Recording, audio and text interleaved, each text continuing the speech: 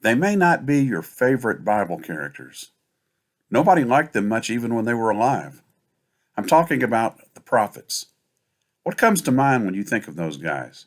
Maybe something like this. Maybe somebody like this. Somebody that if you spotted them at a party, you'd gently make your way to the opposite side of the room. And the truth is, the biblical prophets weren't really great at, fitting in. They spent a lot of time getting chased out of town. And sure, occasionally they did talk about the future and say stuff about it nobody really wanted to hear. But that was just a small part of the prophet's job description. And when they did talk about the future, it was generally in the form of a warning. Change your ways or this place is over. Not really so much four horsemen of the apocalypse kind of stuff. More like, like your mom telling you what was going to happen if you didn't clean up your room. Prophets were simply spokespersons for God, for doing things right. That's what the word meant in Hebrew, and they actually cared more about the present than the future. Think about the world of the Old Testament. There were no synagogues until shortly before the time of Christ. There were not even any rabbis as such. So who spoke for God? Well, priests, of course, but they were attached to the temple. Before that, the tabernacle. There was really no local religious life in a typical village, unless it was very informal. You went to God in Jerusalem. He didn't come to you. The events of the New Testament changed all that. But families traveled to Jerusalem for the big festivals. They made their sacrifices, and that was it. That was their religious life. Obviously, people needed a fresh word from God, something relevant, and prophets rose to fill that void. During the later years of the Old Testament, prophets were dominant figures. They have their own section of the Bible, beginning with Isaiah and Jeremiah, all the way to Malachi, the very end of the OT. But here's something interesting. Which prophets worked miracles? Very, very few of them. They saw visions, they delivered the words of God, but rarely did they heal the sick or feed thousands, except for two, Elijah and Elisha. Here's something else interesting. Lots of folks have never heard of that second one. If you say, here's a story about Elisha, they say, yeah, Elijah. No, Elisha, the one who did twice as many miracles as Elijah, the most underrated, unsung hero of the whole Old Testament. Elisha. Who besides Jesus raised the dead? Elisha. Who fed huge crowds with a small amount of food? Elisha. Who cared for widows, the poor, and the sick? Same. It's about time we get to know this guy, and as you're about to see, his greatest trait is this: devotion.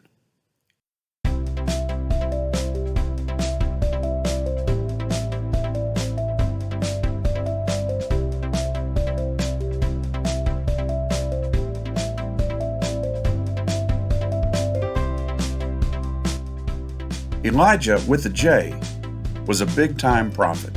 Quick, who appeared with Jesus on the Mount of Transfiguration? It was Moses and Elijah with a J. Elijah made such an impression, particularly because of his grand exit that we're about to hear about, that at the time of Jesus, some thought Elijah was coming again.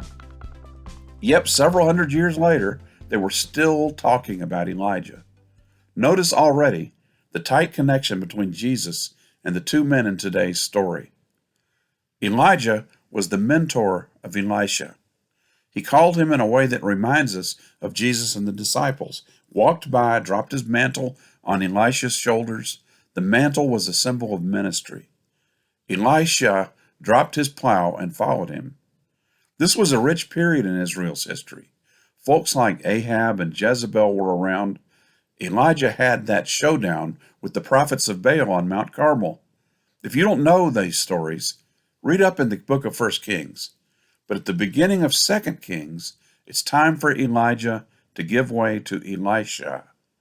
One other thing you need to know is that there were guilds of prophets in those days, whole groups of them, and all of them watching to see what Elijah was going to do. So, we've set up the story, and let's begin reading in 2 Kings 2. Now when the Lord was about to take Elijah up to heaven by a whirlwind, Elijah and Elisha were on their way from Gilgal. Elijah said to Elisha, "Stay here, for the Lord has sent me as far as Bethel." But Elijah said, "As the Lord lives, and as you yourself live, I will not leave you." So they went down to Bethel. The company of prophets who were in Bethel came out to Elisha and said to him, "Do you know that today the Lord will take your master away from you?" And he said, "Yes, I know. Keep silent." Elijah said to him, "Elisha, stay here, for the Lord has sent me to Jericho." But he said, "As the Lord lives, and as you yourself live, I will not leave you." So they came to Jericho. The company of prophets who were at Jericho drew near to Elisha and said to him, "Do you know that today the Lord will take your master away from you?" And he answered, "Yes, I know. Be silent." Then Elijah said to him, "Stay here, for the Lord has sent me to the Jordan." But he said, "As the Lord lives and as you yourself live, I will not leave you." So the two of them went on. 50 men of the company of prophets also went, and stood at some distance from them, as they both were standing by the Jordan. Then Elijah took his mantle, and rolled it up, and struck the water. The water was parted to one side and to the other, until the two of them crossed on dry ground. When they had crossed, Elijah said to Elisha, "Tell me what I may do for you before I am taken from you." Elisha said, "Please let me inherit a double share of your spirit." He responded, "You have asked a hard thing. Yet, if you see me as I am being taken from you, it will be granted you. If not, it will not." As they continued walking and talking, a chariot of fire and horses of fire separated the two of them, and Elijah ascended in a whirlwind into heaven. Elisha kept watching and crying out, "Father, Father, the chariots of Israel and its horsemen!" But when he could no longer see him, he grasped his own clothes and tore them in two pieces. He picked up the mantle of Elijah that had fallen from him and went back and stood on the bank of the Jordan. There are three characters in this story and one situation. The characters are Elijah, his student Elisha, and the supporting cast of prophets. The prophets are kind of in the background, commenting on the action. The situation is that the word on the street in the prophet community is that Elijah is about to take off, literally, as it turns out. Apparently, Elijah has made it known that this is his last day on the job. You can see that Elijah is traveling to several cities, Gilgal, Bethel, then Jericho, and certain things happen each time. The prophets turn up and say, "You know, this is Elijah's big day," as if to warn Elisha to step back. And Elijah basically tells them the same thing, "Stay." But Elisha is like that dog, so devoted to his master, he keeps following down the road. You'll recognize this in classic story or fable form, in which something happens 3 times, and then there's a resolution. You come across the 3-point structure in jokes, in sermons, and in stories like Goldilocks and the Three Bears. Goldilocks tries the porridge, then the chairs, then the beds, looking for one that's just right, and then the punchline, the bears show up. As a storyteller, you repeat the action 3 times to make a strong point and set up a punchline, right? So what's the point, and what's the punchline here? It seems to be that there's a lot of pull on Elisha to fall back. Be like the other guys. And Elijah's kind of saying the same thing. But Elisha basically tells the prophets, "Knock it off, be quiet." In other words, "Get thee behind me, Satan." And to his master he basically gives an oath.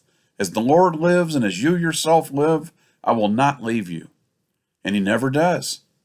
Elijah is probably testing Elisha. Contrast this with Jesus' disciples, who make the same kind of promise. They say, "We'll never leave you, we'll follow you to the cross." Then they scatter the moment Jesus is arrested.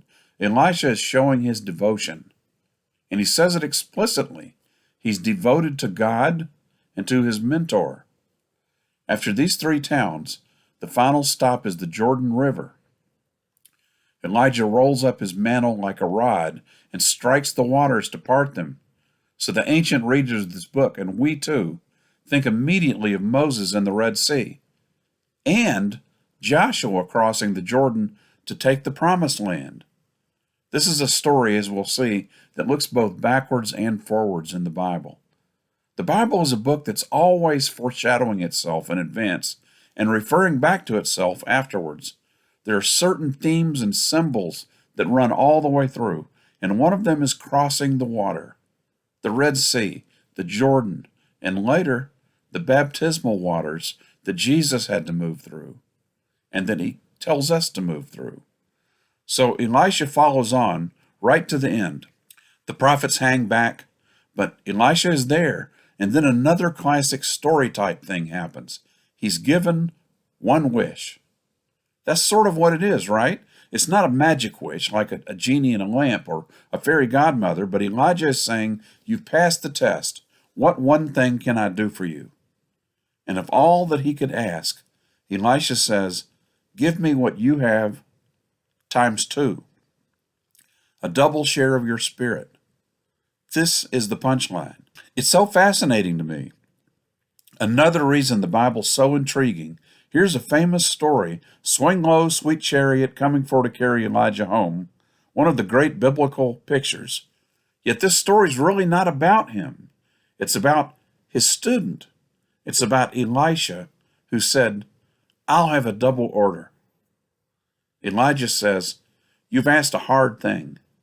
And that's interesting too. Why is it a hard thing? Not because God is limited, but because it's hard to have perfect devotion. It's hard on us. The crowd, the prophets, they tell you to hang back with them. Take a spiritual handle like they have. We're prophets. But hedge your bets. Hang back and be a spectator. Isn't that how most of us are when it comes to faith? Elisha says, though none go with me, I still will follow. He goes as far as he humanly can, and he sees heaven opened as a result. He sees chariots of fire, and the mantle falls on him. The Bible goes on to record that Elisha did a little more than twice as many miracles as Elijah did, if you count them up. Nobody lists him with Moses or Abraham or Joseph or David or even Elijah. But he had an incredible run. I wish we were having more of his exploits in our lessons, though there's nothing to stop you from opening 2 Kings and reading onward. You will not be bored. What's more important is to glean the message here. There's a scale of devotion from Elijah, who is transcendent, who basically ascends to heaven like Christ, to the Prophets Guild, who are content to sit in the bleachers. The question is about that huge middle ground between them.